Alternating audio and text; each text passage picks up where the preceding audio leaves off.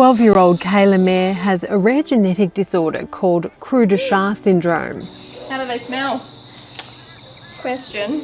Kayla's carers come and do lots of personal care, physical support, therapy support, and also a lot of communication assistance, because that's one thing that we have a lot of issues with her syndrome.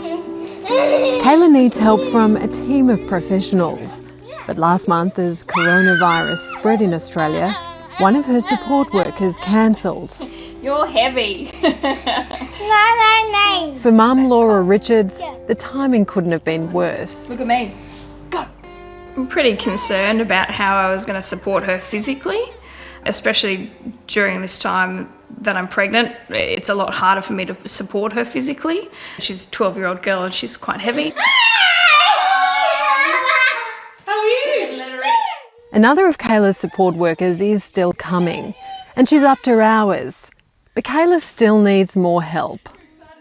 I'm a little bit concerned about how we're going to manage and juggle things as a family in terms of just ordinary life and having a newborn baby, and just the support that she requires, and finding carers beforehand in terms of training them and getting that relationship built before this baby's born.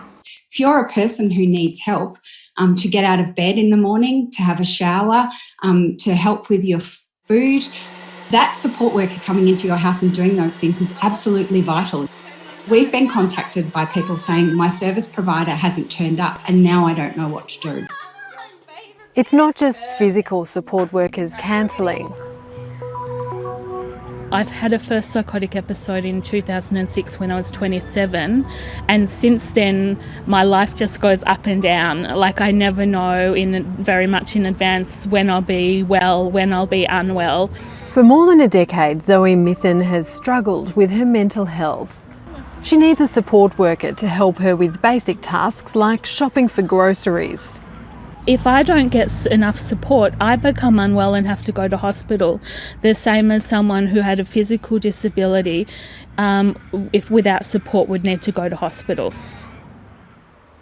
In March, Zoe received a call from service provider Mind Australia saying face-to-face visits were being cancelled because of the pandemic.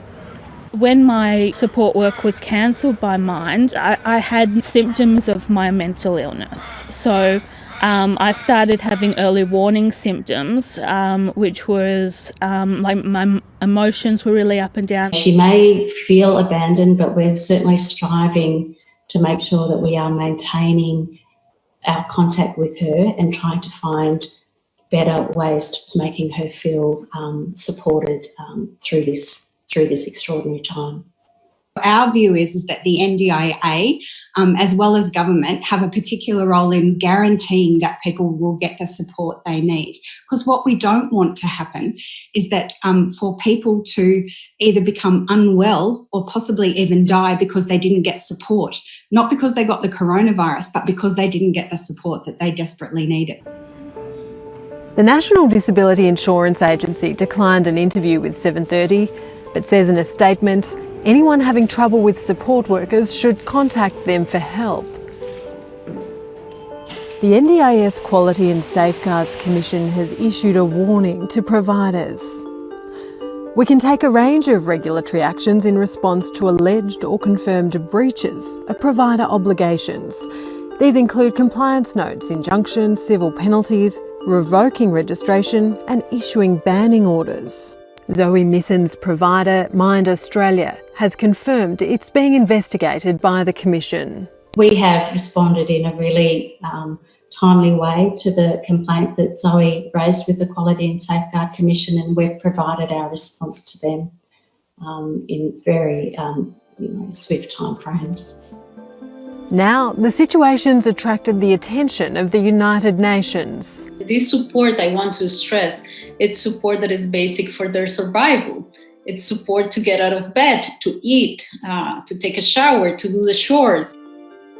And without that support, Catalina de Vandes is concerned people might die. We've seen dramatic situations in which there are persons which have no alternative for support, and people that might be dying. I call those as the indirect impact of the COVID on persons with disabilities is not contracting the virus, it's being completely abandoned.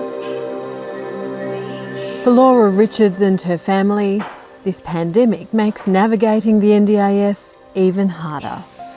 There's certainly a lot that they could do, I think, in terms of helping people manage their plans more effectively during this time. They could help maybe even support coordination, or even just a simple phone call, or just how are you going, what can we help you with? Yeah. Hi, I'm Lee Sales. Thanks for watching this story. If you'd like to watch more of 730's stories, they are on the left of your screen. And tap on the button below to subscribe and get the latest from ABC News.